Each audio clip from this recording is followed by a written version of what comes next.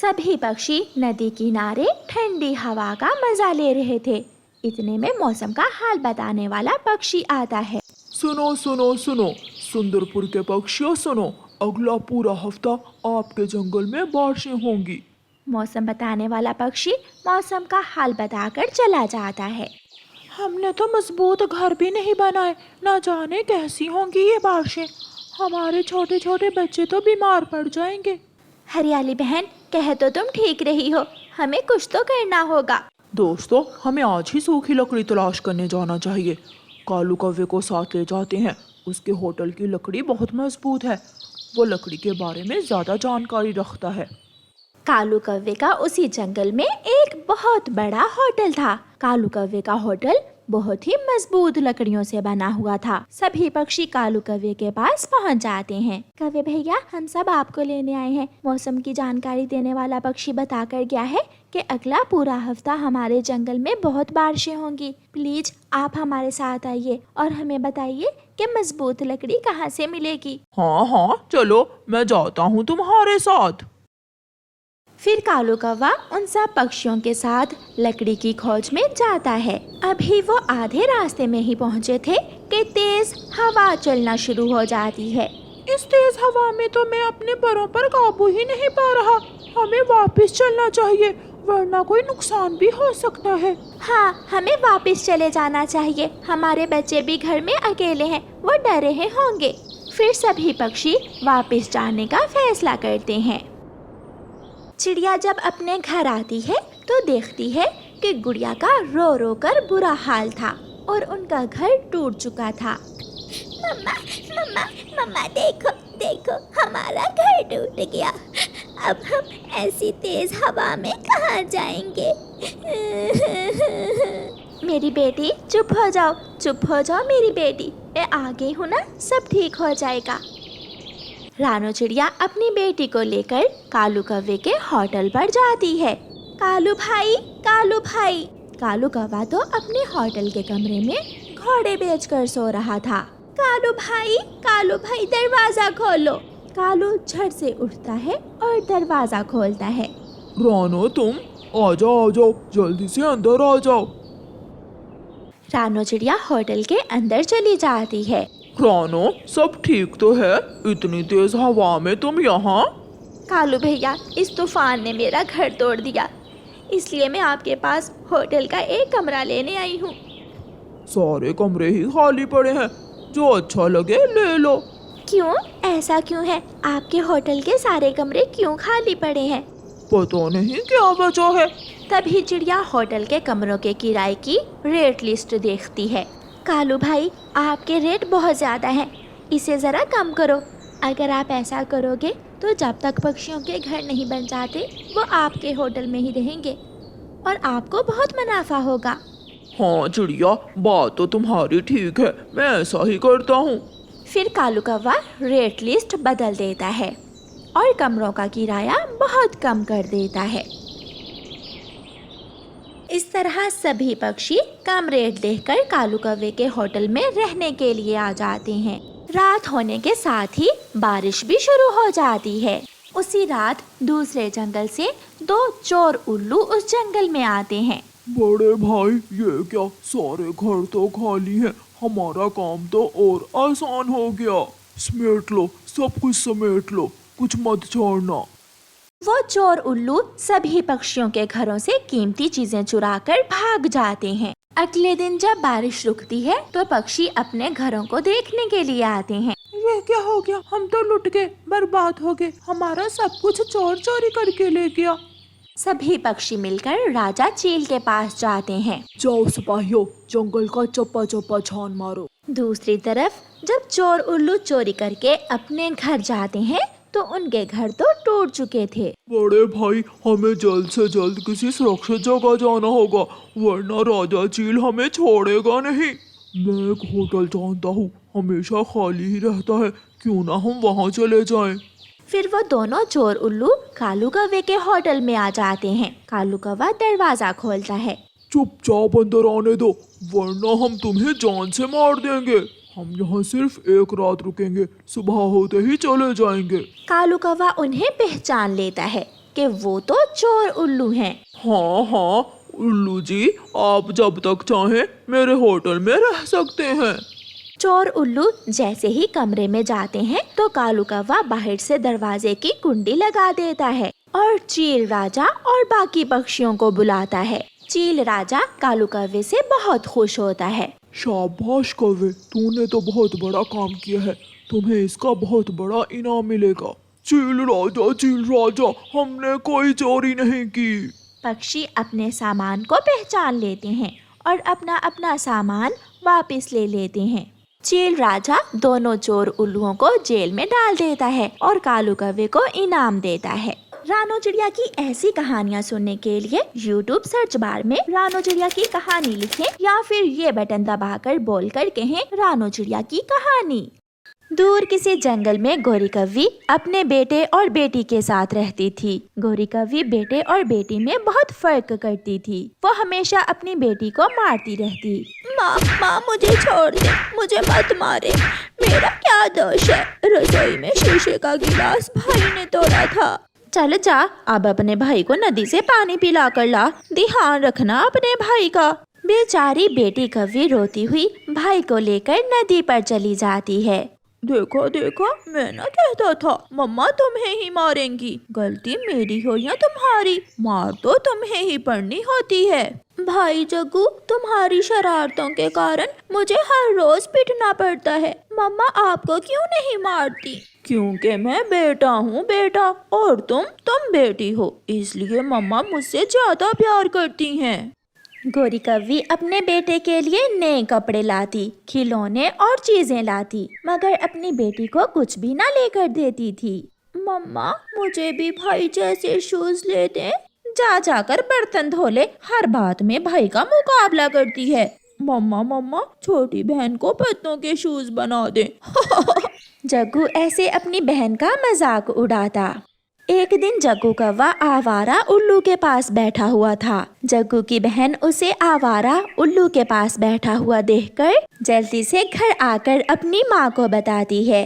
मम्मा जग्गू भाई आवारा उल्लू के पास बैठा हुआ है, आप जाकर नदी के पास देख लें। इतने में जग्गू भी बाहर से आ जाता है। जग्गू मेरे शेर, कहाँ थे तुम? मम्मा मैं तो अपने दोस्त कबूतर के बेटे कीकी के साथ खेल रहा था। झूठ मम्मा, जग्गू भाई झूठ बोल रहा है। जग्गू तो आवारा उल्लू के साथ बैठा हुआ बीड़ी पी रहा था।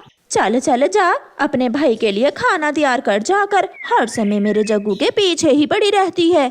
जग्गू अपनी बहन की तरफ देखकर आंखें चढ़ा रहा था और उसकी बहन वहाँ से चली जाती है। मम्मा सच, बहन झूठ बोल रही है। ऐसे जग्गू की माँ अपने बेटे की हर झूठी बात का विश्वास कर लेती। ऐसे ही समय गुजरता गया और फिर आखिर एक दिन गोरी कौवी बहुत बीमार हो जाती है। चिड़िया गोरी कौवी के पास आती है। गोरी, तुमने सारी जिंदगी बेटे और बेटी में फर्क किया है, अब मरते समय पाप न खाना। तुम ये घर बेटे और बेटी दोनों को देकर जाना। चिड़िया, मैं अभी मरने वाली नहीं हूँ, कुछ ही दिनों में ठीक हो जाऊंगी। बेटियां बेटों से कम नहीं होती, उन दोनों में फर्क ना किया करो। मगर गोरी कौवी को चिड़िया की बातें पसंद नहीं आती। दूसरे दिन गोरी कौवी जग्गू से कहती है, जग्गू बेटा, मेरी तबीयत बहुत बिगड़ रही है, तुम ये घर के पेपर्स संभाल कर रख लो, मेरे बाद तुम्हारे काम आएंगे। मम्मा जब आप मर गई तो मैं ये घर बेचकर नया घर बना लूंगा। जग्गू शर्म करो, मम्मा बीमार हैं, मम्मा ठीक हो जाएंगी और तुम मम्मा के मरने की बातें कर रहे हो। मगर जग्गू कौवा घर से निकल जाता है। ऐसे ही कुछ दिन और गुजर जाते हैं। एक दिन गोरी कौवी बुलबुल के पास दवा लेने जाती है। जग्गू घर में आता है और घर के पेपर्स उठाकर ले जाता है।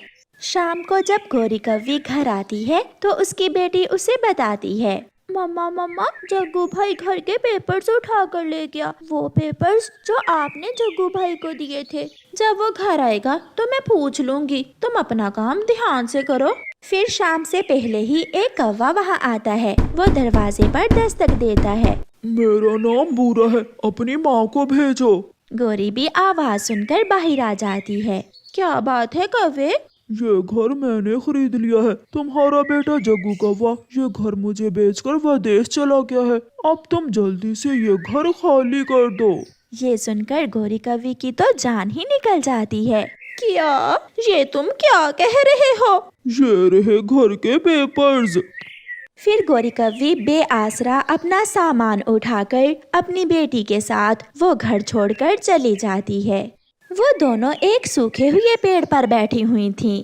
मम्मा आप चिंता ना करें, मैं आपके लिए नया घर बना लूंगी। ऐसा कहते हुए गौरी की बेटी तिनके इकट्ठे करने लगती है। समय गुजर चुका था। गौरी कवि अपने किए पर बहुत पछता रही थी। आज उसकी वही बेटी उसका ख्याल रख रही थी जिससे हमेशा उसने नफरत की थी। प्यारे दोस्तों, इस कहानी को लाइक, अपने दोस्तों के साथ शेयर और चैनल को सब्सक्राइब करना बिल्कुल मत भूलना। आपका धन्यवाद। दूर किसी जंगल में टूनी चिड़िया और उसकी एक बेटी रहा करती थी। टूनी चिड़िया दूसरों के घरों में काम काज करके अपना गुजारा किया करती थी। टूनी चिड़िया सुबह सुबह अपने घर से निकलती और पड़ोसियों के घरों के बाहर झाड़ू लगाया करती थी। टूनी, अब तेरी बेटी भी बड़ी हो गई है, उसे भी अपने साथ काम पर ले आया करो। दोनों माँ बेटी मिलकर काम करोगी तो दुगनी कमाई होगी तुम्हारी। बिल्कुल नहीं, मेरी जिंदगी तो जैसे तैसे काम करते कट गई, मगर मैं अपनी बेटी को ये सब नहीं करने दूंगी। ये सुनकर गौरी कवि हंसने लगती है। तो फिर क्या महारानी बनाओगी अपनी बेटी को? हाँ, मेरी बेटी मेरे लिए महारानी ही है, आपको इससे क्या लेना देना। गुस्से में बातें करती हुई गौरी कवि वहाँ से चली जाती है। दिन भर काम करने के बाद जब मम्मा चिड़िया अपनी बेटी के लिए खाना लेती तब जाकर उसे सुकून मिलता। माँ, आप दिन भर काम करती हैं, आप थक जाती होंगी। लाए, मैं आपकी टांगे दबा देती हूँ। नहीं बेटी, रहने दो, आप अपनी पढ़ाई पर तवज्जो दो। सब पक्षी कहते हैं मेरी बेटी काम वाली बनेगी, मगर मैं अपनी बेटी को एक काम वाली नहीं बनने दूंगी। मेरी बेटी पढ़ेगी और आगे बढ़ेगी। यूं दिन गुजरते गए और गुड़िया स्कूल जाती रही और उसकी मम्मा दूसरों के घरों में काम काज करके अपनी बेटी को पढ़ाती रही। और फिर जब गुड़िया के फाइनल एग्जाम्स आते हैं तो उसकी मम्मा के पास एग्जाम्स की फीस नहीं थी। माँ, आप चिंता ना करें, अगर इस बार मैं एग्जाम्स ना दे सकी तो अगली बार दे लूंगी। नहीं बेटी, मैं अपनी बेटी का साल जाया नहीं होने दूंगी। मेरी बेटी इसी साल एग्जाम्स देगी, मैं कुछ करती हूँ। फिर टूनी चिड़िया दूसरे जंगल अपने भाई के पास जाती है। भाई तो घर में ना था, मगर टूनी की भाभी घर में ही थी। भाभी, मेरी गुड़िया के फाइनल एग्जाम्स हैं और मेरे पास उसकी फीस नहीं है, अगर कुछ पैसे मुझे उधार। बस बस, यहीं रुक जाओ। दूसरों के घरों में काम करते करते अब तुम भीख भी मांगने लगी हो। पहले ही तुमने हमारी इज्जत मिट्टी में मिलाई हुई है। जाओ, दफा हो जाओ। तुम्हारा भाई आ गया तो धक्के मार मार कर घर से निकालेगा तुझे। टूनी चिड़िया बहुत कुछ कहना चाहती थी, मगर वो चुप रहती है और वहाँ से रोती हुई चली जाती है। मैंने अपने हिस्से की सारी जायदाद भाई के नाम करवा दी, क्योंकि माँ ने कहा था कि भाई बाप की जगह होते हैं, मगर आज मुश्किल समय में मुझे उन्होंने घर से निकाल दिया। चिड़िया, मैं जानती हूँ तुमने अपनी बेटी को पढ़ाने के लिए बहुत मेहनत की है। मेरे पास इतने पैसे तो नहीं है, मगर मेरा भाई मुझे खाली नहीं मोड़ेगा। मैं अपने भाई से पूछ कर आती हूँ। हरियाली, मैं तुम्हारा ये एहसान जिंदगी भर याद रखूंगी। हरियाली तोती अपने भाई के घर झरने के पास जाती है। बड़े भाई, मेरी एक पड़ोसन है, वो मेरी सहेली भी है। उसकी बेटी के एग्जाम्स हैं, वो बहुत गरीब है, एग्जाम्स की फीस नहीं है उसके पास। क्या आप मुझे कुछ पैसे दे सकते हैं ताकि मैं उसकी मदद कर सकूं? कोई भाई अपनी बहन को खाली हाथ कैसे मार सकता है? और वैसे भी तुम एक बहुत अच्छा काम करने जा रही हो। फिर हरियाली का भाई उसे कुछ पैसे दे देता है, जिसे लेकर हरियाली वहाँ से चली जाती है। टूनी बहन, ये पैसे आप रख लें। मेरे भाई ने कहा है कि वो ये पैसे वापस नहीं लेगा। बहुत बहुत धन्यवाद हरियाली बहन। हरियाली चली जाती है। माँ, मेरे सगे मामू ने मेरी पढ़ाई के लिए मेरी मदद नहीं की और हरियाली आंटी के भाई ने हमें ना जानते हुए भी हमारी मदद की है। क्या ऐसे भी पक्षी होते हैं? हाँ मेरी बेटी, बात एहसास की होती है। रिश्तों में एहसास और प्यार ना हो तो रिश्ते किसी काम के नहीं होते। फिर गुड़िया अपने एग्जाम्स देती है। वो बहुत मेहनत से रात देर तक पढ़ाई करती और फिर टूनी चिड़िया की बेटी गुड़िया फर्स्ट पोजीशन में एग्जाम्स पास करती है और वो ग्रेजुएशन कर लेती है। कुछ ही दिनों बाद टूनी की बेटी को एक अच्छी जॉब मिल जाती है। आज मम्मा चिड़िया बहुत खुश थी, मानो जैसे वो खुशी से पागल हो गई हो। मेरी बेटी को जॉब मिल गई, मेरी बेटी कामयाब हो गई। लूसी, लूसी बहन, मेरी बेटी कामयाब हो गई। सुनो सुनो कव्वी, मेरी बेटी ने मेरी खुशियाँ पूरी कर दी। टूनी चिड़िया ऐसे जंगल में शोर मचा रही थी। हरियाली बहन, ये रही आपकी मिठाई। आज मेरी बेटी जहाँ भी है, ये सब आपकी वजह से ही है। चिड़िया, मुश्किल समय में दूसरों की मदद करना ही असल नेकी होती है। प्यारे दोस्तों, इस कहानी को लाइक, अपने दोस्तों के साथ शेयर और चैनल को सब्सक्राइब करना बिल्कुल मत भूलना। आपका धन्यवाद।